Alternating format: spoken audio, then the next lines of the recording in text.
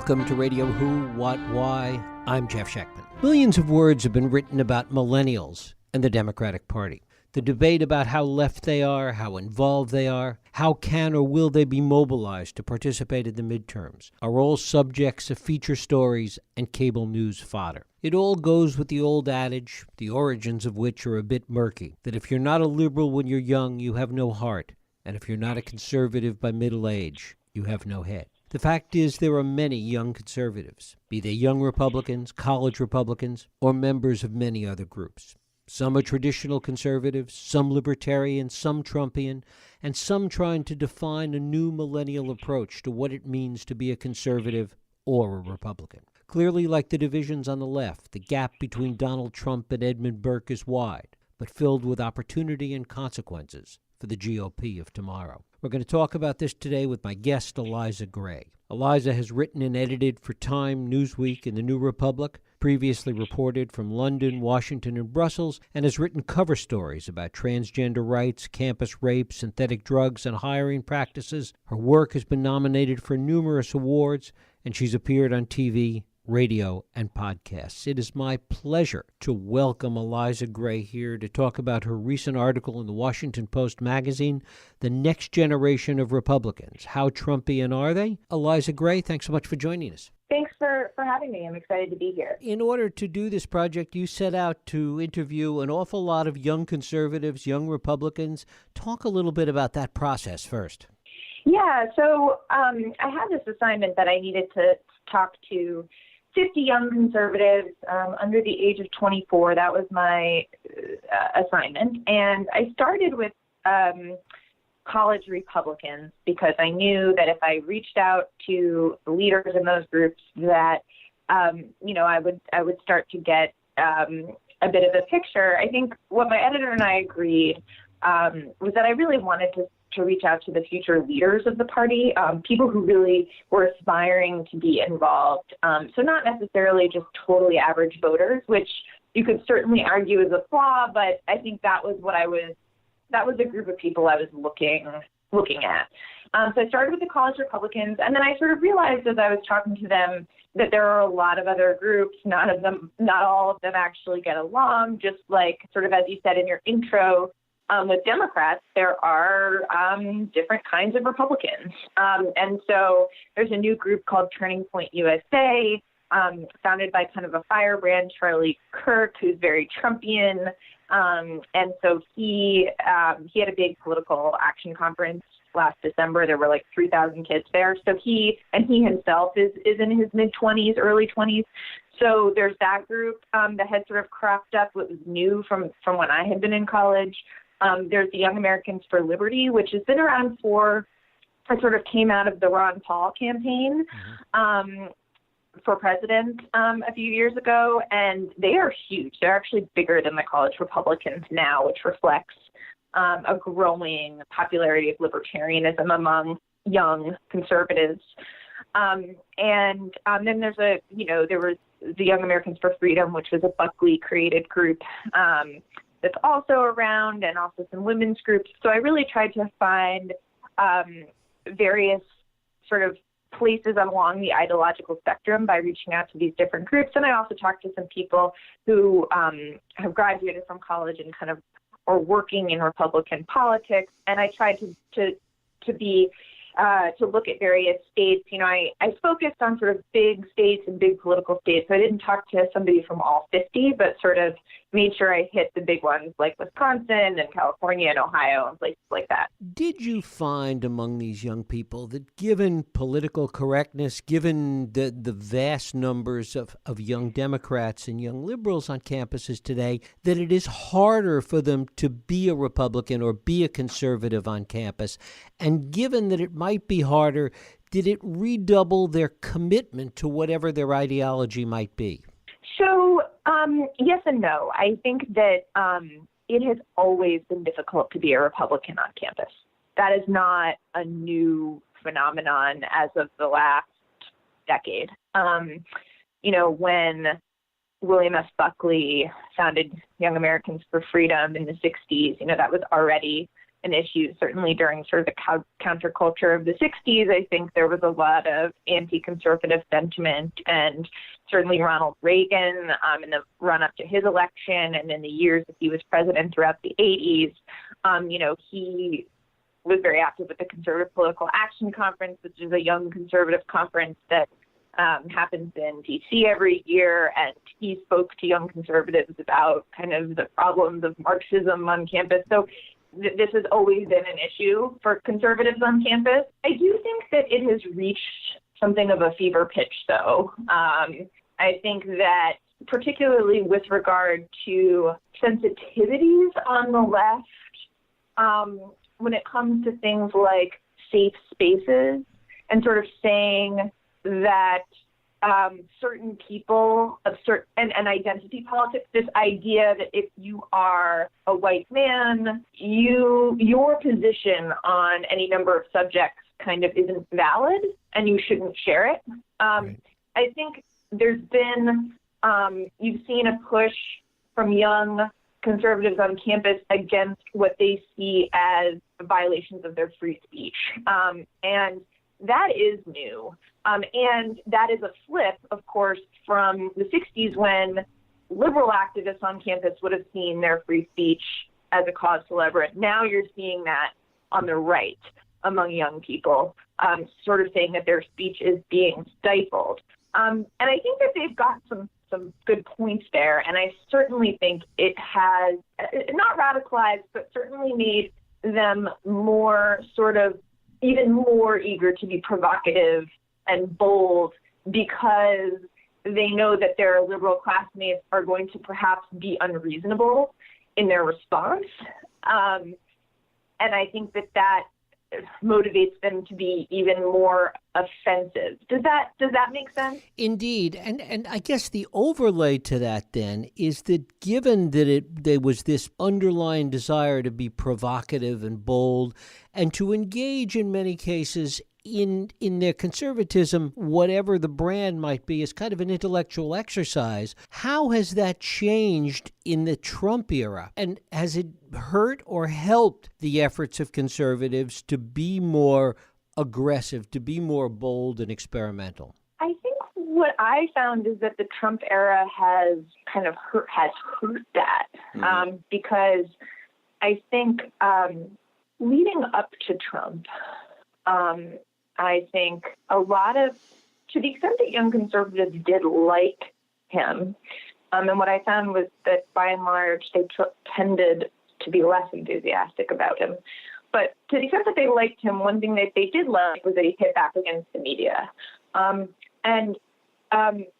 Hollywood and popular culture. And you do see in sort of like the Harvard Institute of Politics does a youth survey every year, and you see a lot of mistrust among young conservatives towards the media in the same way that you would see that amongst older generations of conservatives. So I think when candidate Trump emerged, I think you saw a lot of young people sort of excited to see him hitting back at sort of some of the people who they felt sort of a little bit oppressed by ideologically on campus. So, for example, the lead of my story is a young, really, really wonderful young man, Jacob Heinen, who is studying art agriculture at the University of Washington. And when, he had a really hard time when he arrived on campus because he came from a rural town, and he found that, everything he said in class, people were offended by and wanted to treat him like he was a horrible person just because he was conservative, and they weren't really interested in having arguments based on principle or ideas, but just really based on identity and name calling. And so, he was excited about candidate Trump because it was sort of this provocative way of fighting back, and he helped build a wall on campus so that protesters would come. But then I think when Trump got elected, and he started seeing some of this sort of nasty rhetoric, really continuing on and sort of being about immigrants in certain groups. I think he was really turned off by that.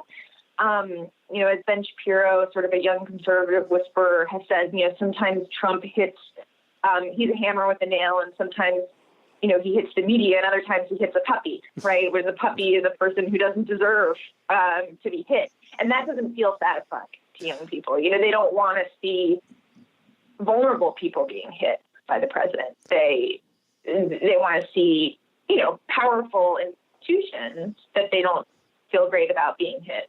And so I think in a lot of ways, Trump has kind of made it more difficult for them to figure out how to be on campus because he's hitting these groups that they don't think, deserve to be hit. And I think it's sort of undermining, their sense of being underdogs as well, because suddenly they're guys in office, right? And so it sort of changes the game for them. And I think in a good way, actually, I think you're seeing students moving away from some of that provocation. Not everywhere, but Milo Yiannopoulos came to Berkeley.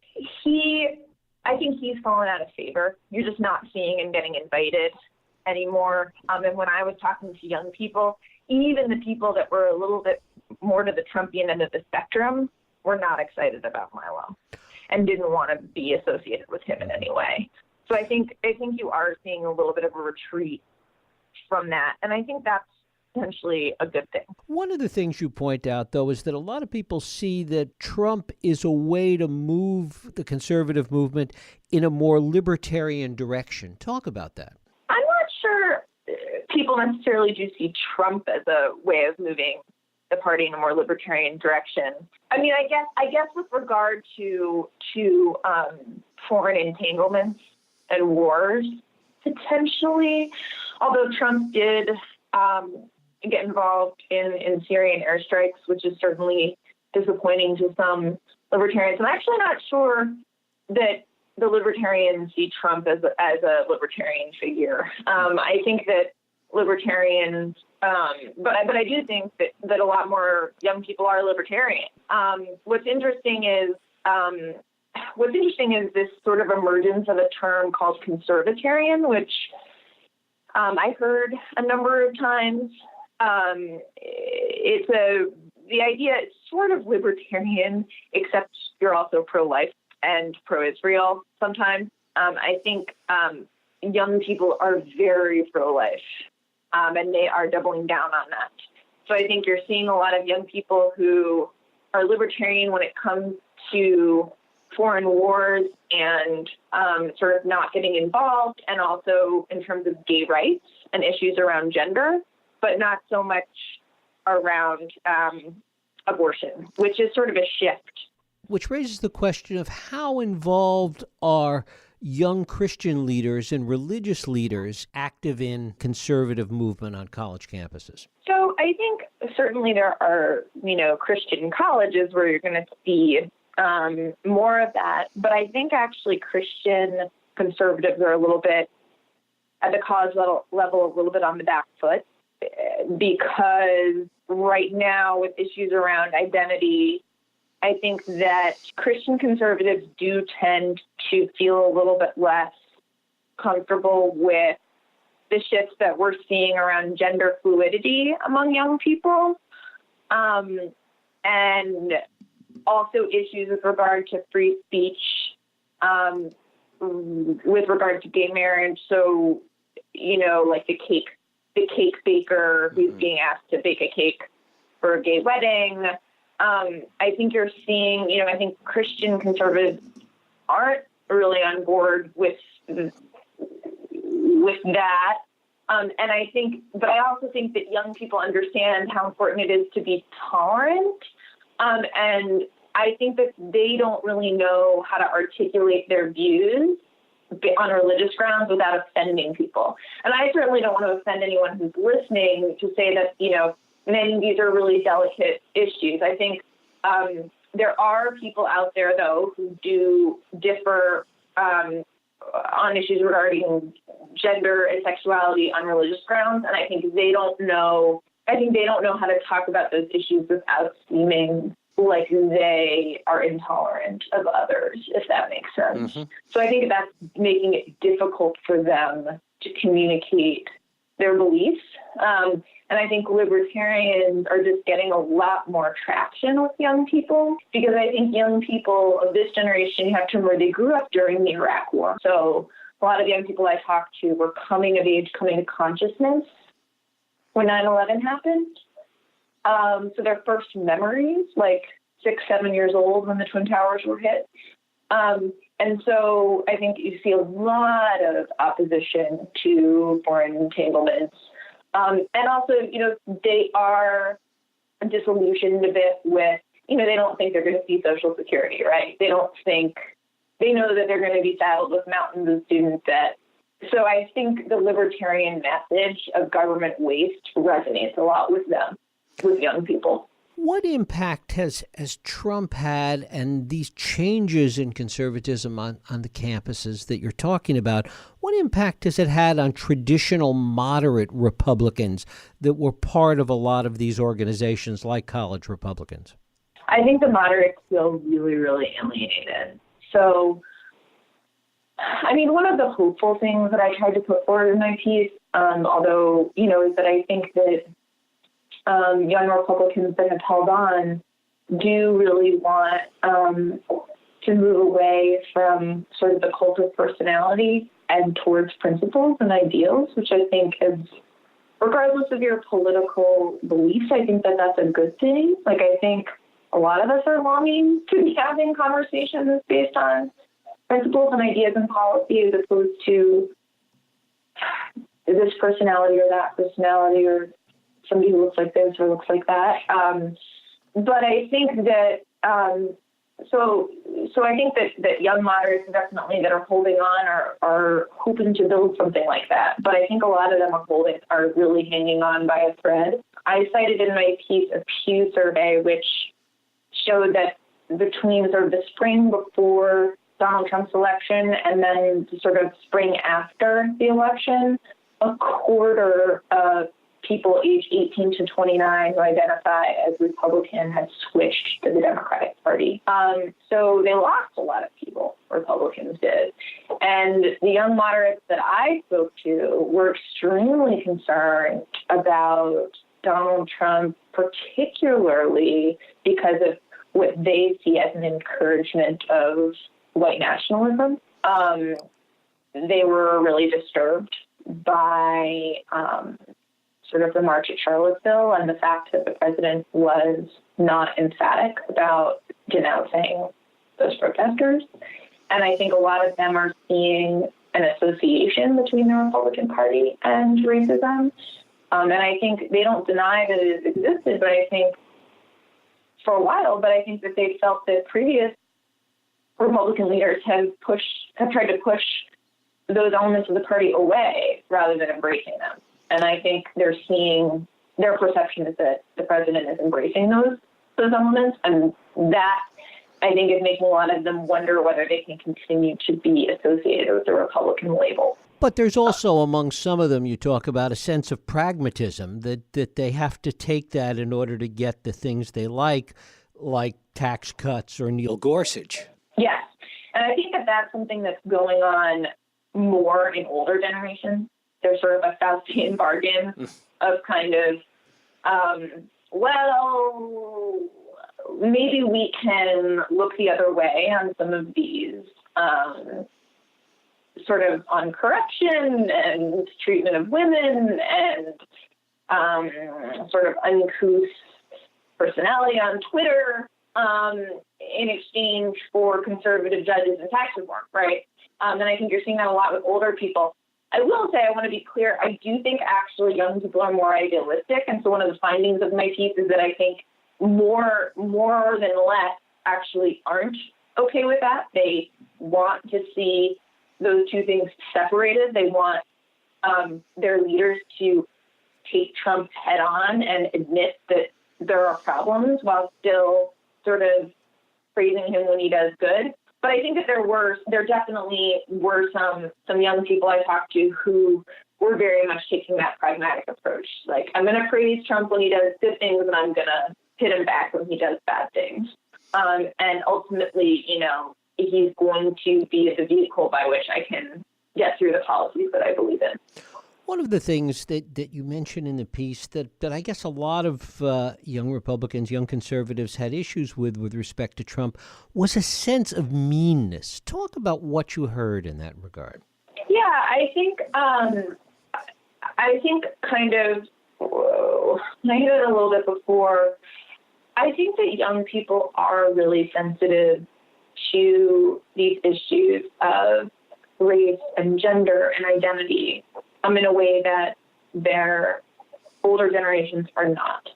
So I think even if you talk to a young person who's conservative, who maybe does think it's okay for us to have stronger borders, they aren't going to be comfortable with describing immigrants in unkind terms, because they actually do understand that immigrants are just coming here for a better life. And they are familiar with young people their age, DACA recipients who were born in this country and, have never known anywhere else. Most of the young Republicans I talked to were in favor of the Dreamers, DACA recipients staying in the country, even the ones that sort of tended in the Trumpian direction. So I think, and I also saw criminal justice reform as being super popular among young conservatives. In fact, it's a huge area of agreement between Democrats and Republicans. I wish we could, in my dreams, I wish that we could see some movement there, because it just feels like that's where there's a lot of agreement in a world where we disagree on quite a lot. So I think, and even as I mentioned, the Christian conservatives who maybe have some theological opposition to issues around gender and sexuality, really, really, really want to find a way to move forward in a positive and respectful direction of people who are gay. And so I think that that's a real shift. Like, I don't know how to, this sort of idea of like, if you can picture in your mind a very stereotypical, like, older Republican man in his 60s who kind of says really politically incorrect things, like, you're just not going to see that among younger people in their 20s. Like, they just don't, they're much more understanding. They've grown up in a much more diverse world than that. And they understand that, and they want to be able to move forward and build bridges in that way. So they may disagree with how Democrats want to handle things, but they don't want to be intolerant and nasty in their approach. Which goes to two heroes of the movement that you mentioned in the piece. One, you mentioned briefly before, Ben Shapiro, who's become kind of a rock star among conservatives on college campuses. And the other is Nikki Haley. Talk about both of them. Yeah, so I'll start with Ben Shapiro. I mean, he gets 15 million downloads a month for his podcast, The Ben Shapiro Show. He's wildly popular. I mentioned in my piece, he came up unprompted in more than a third of my conversations when I just asked people open-ended, who do you admire? And Ben Shapiro, just by far and away, the only person that was constantly mentioned, and in really glowing terms. And I think what's important then is to look at Ben Shapiro and how he, why is he so popular with young people, and what does he represent? I mean, Ben Shapiro is not a Trumpian conservative. He, unlike Sean Hannity or a lot of people on Fox News who, tend to be very all in for Trump, that is not the approach Ben Shapiro takes. He does take a sort of, I will praise him when he does good, I will hit him when he does bad approach, which resonates really well with young people because they want honesty and intellectual honesty. So they don't want you to say that Trump is perfect, because they know that that's not true. And they want somebody who's going to be honest with them about that. And I think, Ben Shapiro also appeals to young people because he does appeal to ideas and philosophies. He likes to talk through arguments and why he believes what he believes, and he doesn't do it sort of as much from an identity perspective, but more from a kind of like, here's the logic behind my arguments. And I actually do think he does it in a really respectful way, which appeals to young people. Now, look, there are a lot of listeners who are probably hearing me right now, and if they know about Ben Shapiro, they think they really don't like him. They think that he's a prick, and that he's But actually, if you watch a video of Ben Shapiro speaking on a college campus, there's one of him at Ferris State in which he's putting out arguments that I find fairly offensive about transgender people. However, I would say he's trying to do it in a way that does allow for some back and forth. Like, he's not just shouting down the person he's talking to. He's having an engagement in a, I would say, respectful way. It's sort of sad that we're in a place now where that feels like a revelatory, thing. But I am trying to communicate that I think that young people do want to have conversations that are respectful and thoughtful.